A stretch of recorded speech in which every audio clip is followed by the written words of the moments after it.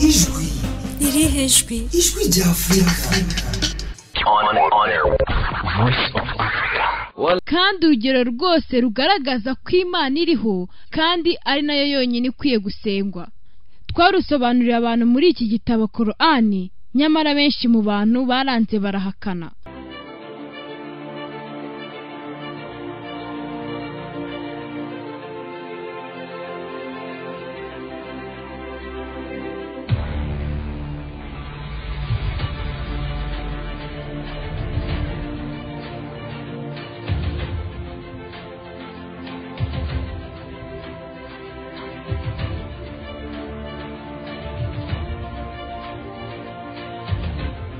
Umuntu ashatse kugutuma yagutuma aho bita kure kandi cyane.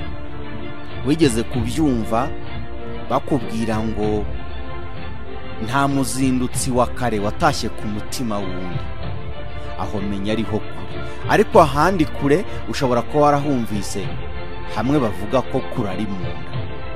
Bibajije mu nda hariho, nanjye ndabyibaza.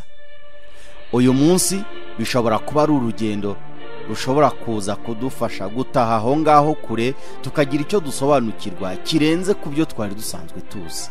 Muri kumwe na Shehu Musulman. Uyu munsi iyo umuntu akubwiye ibyerekeranye n'ubuzima bwawe cyangwa akakubwira ibijyanye n'ibiteye ubwoba, ntabwo ushobora kwifata ku mutwe, ahubwo umubwira ko mu gituza wumva hatera cyane, ukamubwira ko wumva umutima uhangayitse, kandi mu by'ukuri ntabwo umutima ubona. Ariko abashakashatsi uyu munsi bakurangira aho uri. Ikiganiro ni ikimenyetso cy'ukuri, ubutumwa bw'Imana ku bantu. Niba udukundiye muri uru rugendo, turaza kwifatanya tugere kuri byinshi, kandi turagera henshi hatandukanye. Turaza kumenya inguni z'uyu mutima abantu bagendana babana nawo, ariko ngo umunsi umwe bijya byanga kubahira maze umutima ugahagarara. Iyo umutima wahagaze ni hamwe abaganga bacungira bakareba neza ko umuntu hari ikindi bamufasha mu minota mike ishoboka. Ariko iyo byanze, abashakashatsi bagaragaza ko nyuma y'iminota 6 ngo haba hasigaye amahirwe make ko umuntu yakomeza kubaho. Umubyeyi iyo bamubwiye ngo umwana wari mu byago cyangwa yahuye n'ibibazo, biba bishatse kuvuga yuko uwo mubyeyi ngo agomba gufata ku ibere ry'iburyo. Ariko se wowe wahuye n'ibyago cyangwa uri mu bibazo, iyo wikanze bigenda gute? Byanze bikunze hari ikintu kidasanzwe kiba mu mubiri wawe ikikubwira ko ugize ubwoba, ngo wumva umutima utera cyane. Uwo mutima utera ni bwoko ki? Uba hehe? Ubyemezwa n'iki? Abashakashatsi bavuga ko umutima ari inyama iherereye mu gituza. Iyi nyama itangaje isunika amaraso mu mitsi, ifite imijyana n'imigarura, ifite imiryango ifasha kwakira no kohereza amaraso mu mubiri. Amaraso umutima wohereza abakungaye kuri oxygene n'intungamubiri mu buzima. Umutima w'umuntu abashakashatsi bavuga yuko umutima w'umuntu mukuru nibura ushobora kuzura ikiganza bijyana n'ingano yawo. Umutima wawe buri munsi ushobora gutera nibura inshuro 115 buri munsi.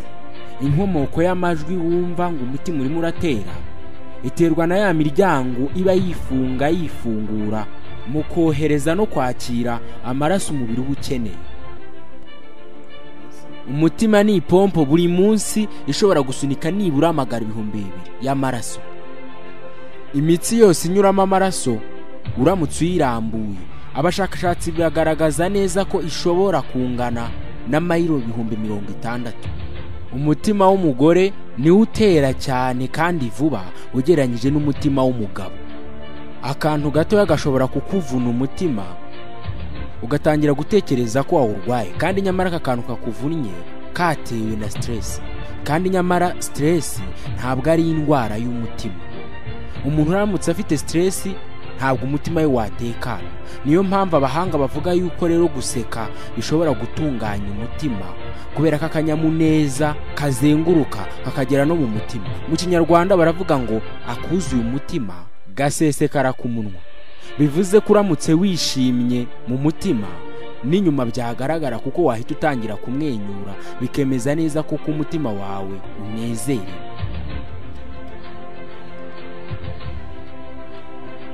buri munsi iyo bakubwiye ibijyanye n'umutima wawe wibaza ibyo ari byo. wibaza ko ushobora kuba ari inyama iba mu mubiri wawe, abandi bakabyita ko ariho roho itura, abandi bakibaza ko ntaho iyo nyama yaba ihuriye na roho, nta naho ihuriye n'imitekerereze. ibi turaza kubigarukaho. ariko kandi hari abandi bahuza umutima na bya bindi bita muntu, abenshi bakaba ariho bita mu nda. wowe sinzi uko byita. mu rurimi rw'icyarabu niho bita iyi nyama ko ari qalb. iri jambo abasobanuzi iyo baritinzeho batubwira ko ari ijambo risobanura uguhindagurika kwa buri munsi gushobora kuba ku muntu, ngo bikaba bituruka kuri iyo nyama. umutima iyo urebye neza ugakora ubushakashatsi bwimbitse, usanga harimo ibice bibiri by'ingenzi. igice cya mbere ni igice gifatika, nk'uko wajya ku isoko babaza ikimasa cyangwa inyana ukababwira uti mundebere inyama y'umutima ariyo muntu, bakawukata bakaguha irobo cyangwa bakaguha inusu, cyangwa bitewe n'umufuka ufite ugatwara ibiro.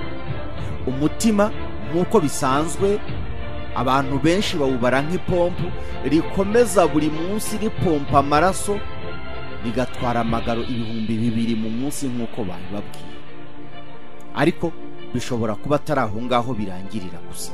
abantu bize mu mashuri makuru ya segonderi, yaba mu cyiciro kibanza ndetse n'igisoza, bagiye babigisha ibijyanye n'imibereho y'umuntu, bakababwira ko umutima utuye mu gituza, ariko ufite ibyumba 4, 2 bikorana byohereza amaraso meza mu mubiri, ibindi 2 bigakorana byakira amaraso abavuye hirya no hino mu mubiri, cyaba igice cyo hejuru cyangwa se igice cyo hasi.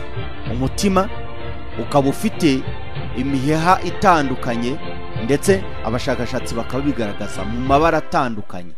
ahari amaraso meza hagasukwaho, ndetse n'ahari amaraso avuye mu mubiri hirya no hino wavuga ko yanduye, naho hagasukwaho. bakagira imijyana, bakagira n'imigarura. ibyo bikaba kugira ngo umubiri ukunde ugire ubuzima bwiza. iyo witegereje neza usanga umubiri wose ugomba kwakira amaraso asunitswe n'iyi pompe. ariko byaba ari akaga gakomeye iyo umuntu agize ibyago by'uko hari umubiri utakira aya maraso. aho ngo niho ubuzima bwaba bugiye guhagararira kuri iki gice. wowe aho wicaye mu buzima bwawe bwa buri munsi, ushobora kuba hari igice muganga yakubwiye ko nta maraso ajyamo, ukaba ugitunze kiri aho buri munsi kigenda cyangirika, ngo byaba ari ukubura umugisha uko amaraso atahagera. koko nawe urabireba. muri uru rugendo biraza kudusaba gucengera mu mutima, tukareba ibindi bitari izi nyama ndetse n'imitsi, inzugi, amapata ndetse n'ibindi bitandukanye bifasha kugira ngo iyi pompe ikore. icyo gice ni icy'abashakashatsi benshi bamaze kwemeza ko cyaba nacyo ari ingenzi kurusha n'ibi by'ipompe ubwabyo, ngo aho ngaho niho umuntu yaba atuye. iyo bagiye kubiganiraho bariherera bakabigereranya neza na bya bindi abantu bita roho. roho nk'uko wabyumvise ngo nta makuru yayo abantu baba bafite, nyamara ngo abantu bashobora guhana umutima igihe bene wo baba batakiwukeneye, cyangwa igihe cyabo cyo kubaho mu bundi buzima no mu bindi bice ngo byaba bitagishobotse. noneho abashakashatsi ngo bakaba bashobora kwiherera bagafata umutima bakawutiza undi kugira ngo akomeze ubuzima, mu gihe undi hari byinshi byaba bimaze guhagarara. hashize imyaka 1400 yose intumwa y'Imana Muhammad ihawe ubutumwa ngo ibuzane ku bantu. mu by'intumwa y'Imana yahishuriwe ni imiterere y'umutima, bitari uko ari inyama gusa iba mu gituza, ahubwo ari igikoresho gikomeye cyo kwakira ubumenyi, kumva, kubona, gufata ibyemezo mu buzima bwacu ndetse n'ibindi. Uyu mutima ngo cyaba ari igice gikomeye gishobora gutuma umuntu agaragaza gutungana cyangwa akagaragaza kwangirika. Ibi turaza kubigarukaho. Ariko umurongo wa 78 muri suratu Nahl, Nyagasani aratugaragariza icyo umutima umaze kimwe n'ibindi bice by'umubiri. Wallahu akhrajakum min butuni ummahatikum la ta'lamuna shay'a waja'ala lakumus sam'a wal absara wal af'idata la'allakum tashkurun. Allah yanabakuye mu nda z'ababyeyi banyu ntacyo muzi, maze abaha kumva, kubona ndetse abaha n'imitima kugira ngo mushimire. Nguko uko Nyagasani ushobora byose yagaragaje ko amatwi n'amaso ndetse n'umutima bigomba kuba bikora ibitandukanye na bya bindi twebwe tuzi byo kohereza amaraso. Nyagasani ushobora byose yakomeje kugaragariza intumwa y'Imana Muhammad byinshi mu bijyanye na roho, byinshi mu bijyanye n'umutima ndetse n'ibijyanye n'amaso. Aho hari mu binyejana bya kera cyane, aho abantu bari mu icuraburindi ry'ubujiji, ndetse intumwa y'Imana Muhammad yarabivugaga abantu ntibabashe no kubyumva. Nyuma rero y'ibinyejana 14 byose nibwo abantu batangiye kubona ibikoresho byabafasha muri uru rugendo. Uyu munsi bakaba batubwira byinshi bitandukanye. Mu mpera z'iki kinyejana cya 20, bamwe mu bahanga mu bumenyi bw'umutima nibwo bavumbuye ko ibyo bamaze igihe kirekire bigisha abantu ku mutima, bagaragaza ko icyo umaze ari ugusakaza amaraso mu mubiri gusa, ngo hari ikindi cyagombaga kwiyongeraho mu kamaro k'umutima, kandi kikaba ari nacyo kinini cyane. Umwe muri abo bahanga witwa Andrew Almur, umwe mu batangije ubumenyi bw'imitsi yo mu bwonko, ibyo wakwita mu rurimi rw'igifaransa neuroscience, aha hari mu 1994, yagaragaje ibintu byatunguye abantu ku isi muri ubu bushakashatsi bufite aho buhuriye n'umutima. Yagize ati, mu mutima harimo uburyo bw'umwihariko twakwita nk'ubwonko buto bugizwe n'uturemangingo tw'ubwonko aribwo twita cellule nerve 40,000, bigakora neza nk'uko systeme nerve ikora. Avuga ko nanone umutima ukorana n'ubwonko biciye mu nzira enye za ngombwa. Inzira ya mbere ni iya rukuruzi, ibyo wakita electromagnetic, ibera mu mutima. Iyi ikaba yikubye inshuro 60 kuri electromagnetic zibera mu bwonko. Urumva ko iremereye kandi cyane. Ya kabiri ni ikora binyuze mu turemangingo tumeze nk'utw'ubwonko, icyo wakita cellule nerve, aho ubwonko butanga amategeko binyuze muri aka karemangingo bikanyura mu mutima. Muri ibi binyejana bya hafi nibwo ubumenyi bwaje kugaragaza ko hari andi mabwiriza ava mu mutima ajya mu bwonko akajya gukorana n'ibice bibiri by'ubwonko, aribyo bikora amarangamutima hamwe n'imikorere y'ubwonko. Inzira ya gatatu ni iri mekanike. Ibi nibyo bishinzwe kugenzura imiterere y'umutima, ingano y'amaraso awinjiramo cyangwa awusohokamo, ndetse n'ibikorwa by'amashanyarazi akorana n'ubwonko. Inzira ya kane ni inzira ijyanye n'iby'ubutabire wakwita shimi. Umutima ukaba uvubura imisemburo cyo bita amahormone 6 yose ajya gukora imirimo ibiri y'ingenzi, ariyo gutunganya imvubura za ngombwa mu bwonko no gutunganya poroteyine zo kurinda uturemangingo tw'ubwonko mu mutwe. Niba wakurikiye neza ibijyanye n'ubumenyi bugezweho muri iki gihe, wamenye neza ko umutima tuwutunze kugira ngo usunike amaraso, ariko wongera umenya ko umutima tutawutunze kubera icyo gusa, ahubwo tuwutunze kugira ngo ube ari wo twe. Ndetse niyo bagiye gukabiriza baravuga ngo uriya muntu afite umutima mubi. Ntabwo ari uko inyama iba yarahindutse, ahubwo bavuga ko afite n'umutima wahindanye. Ntabwo ari uko baba barazanye puberi zose ngo bazimusukemo, azigendane, ahubwo aba yaranduye mu mico agaragaza imyitwarire idahwitse. Reka tugaruke ku byangombwa umuntu yakwitaho mu bijyanye n'icyo umutima utumariye. Turabihuza cyane n'ubushakashatsi n'ubuvumbuzi bw'abantu bagerageje kwiga mu ishuri ry'intumwa y'Imana Muhammad, Imana imuha amahoro n'umugisha. Ku ikubitiro, intumwa y'Imana Muhammad, Imana imuha amahoro n'umugisha, yagaragarije abantu be ko burya ugukunda Imana no kuyitinya no kwizirikana bya buri munsi ngo bishobora kuba biba mu gituza. Ibyo intumwa y'Imana yabivugaga igira ngo ntihazagire upimira undi ibijyanye no gutinya Imana, cyane ko nta muzindutsi wa kare watashye ku mutima wundi. Intumwa y'Imana irababwira iti ugutinya Imana ni hano, ikora ku gituza. Ibyo ngibyo ntabwo yabikoze inshuro imwe, ahubwo yabikoze inshuro 3.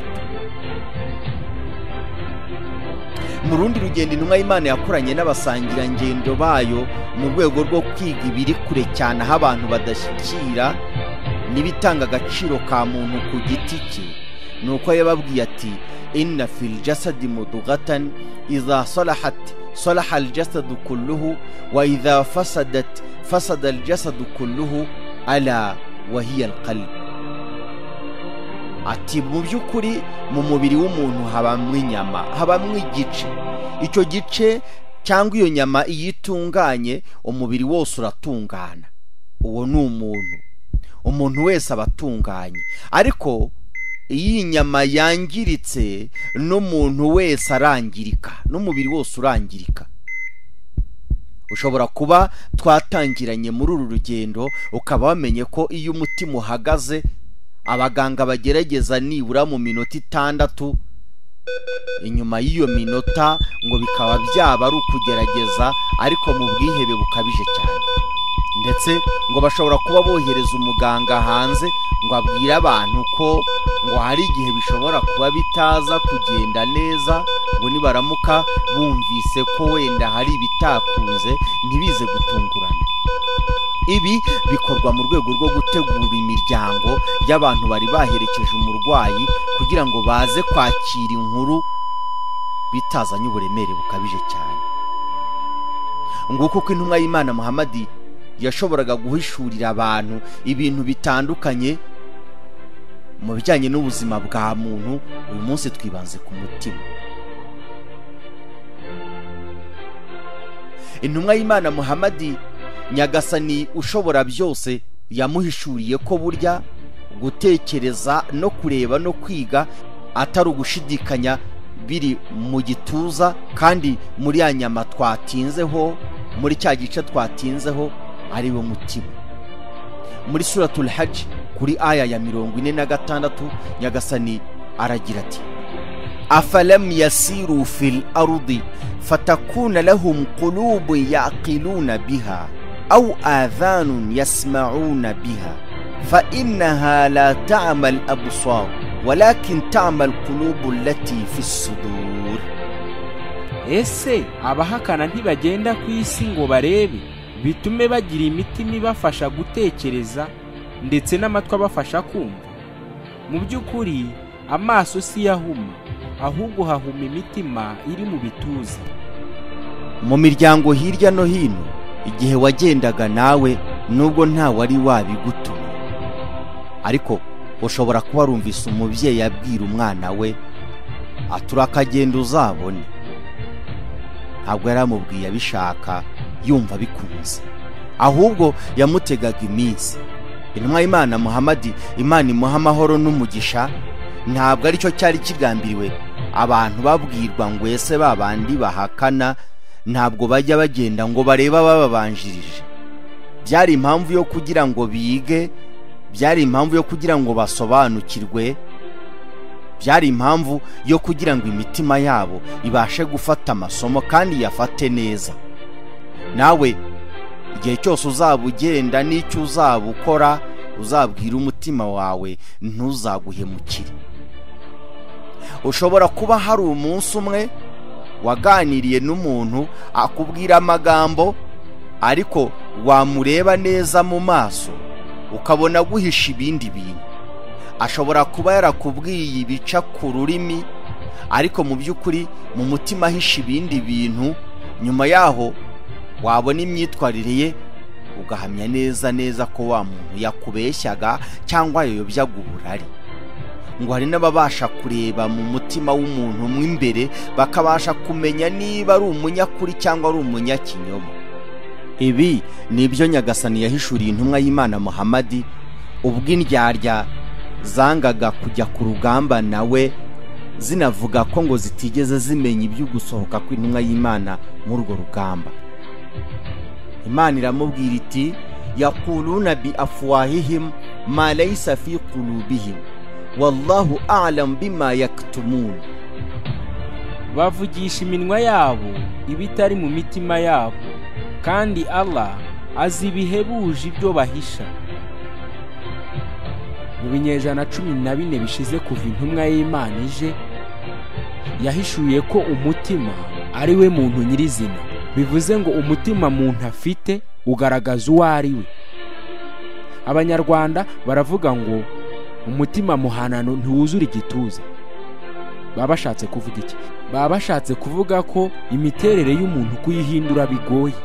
Hari abantu benshi bahindurwa buri munsi, bagahabwa amabwiriza, bagahabwa n'inyunganizi n'ibitekerezo bishya kugira ngo barebe ko byibuza bahinduka, ariko bakongera bakagaruka muri bya bikorwa bibi basanzwe bafite mu mitima yabo. Ibyo rero babigendeho nyuma yaho baravuga ngo umubaji w'imitima ntiyayiringanije, kubera ko babonaga bamwe babahanura bakumva abandi ntibumve. Mu mwaka w'1292 kugera mu mwaka w'1350 nyuma ya Yezu nibwo hadutse umugabo mu bamenyi ba Kisilamu witwaga Ibn al-Qayyim al-Jawzi. We yagize ati ukuri nuko imizi y'ubwonko iri mu mutima, naho amatunda y'ubwonko aturuka mu mutwe.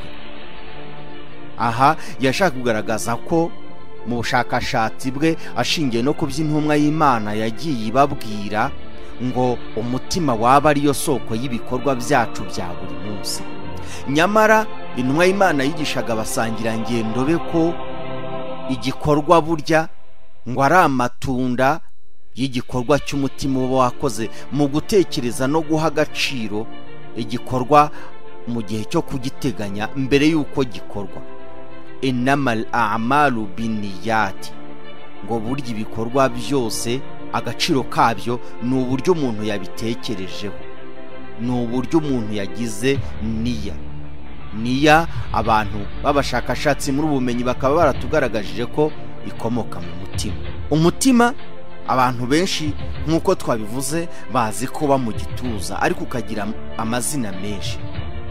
Nko mu Cyarabu ushobora gusanga umutima waragaragaye muri Qur'ani inshuro 8 zose, ukaza mu bisobanuro bitandukanye, ariko nibura imvugo zagiye zigaragara 8 zose zigiye zigamije kuvuga umutima uyu nguyu dufite, ariko hatagamijwe cyane umutima usanzwe nk'inyama, ahubwo hakagamizwa umuntu nyirizina. Professor Shaut ni muri University, we mu bushakashatsi bwe bwo guhindura imitima cyangwa se guha abantu imitima bayikeneye, we yagaragaje ko byanga bikunda iyo umuntu bamuhaye umutima w'umuntu mugenzi we, ngo wa muntu ahindura amarangamutima, agahindura imyitwarire n'uburyo yafataga mu ibyemezo. Iki kuri we ngo cyaba ari ikimenyetso fatizo cy'uko umutima ubitse byinshi mu buzima bw'umuntu.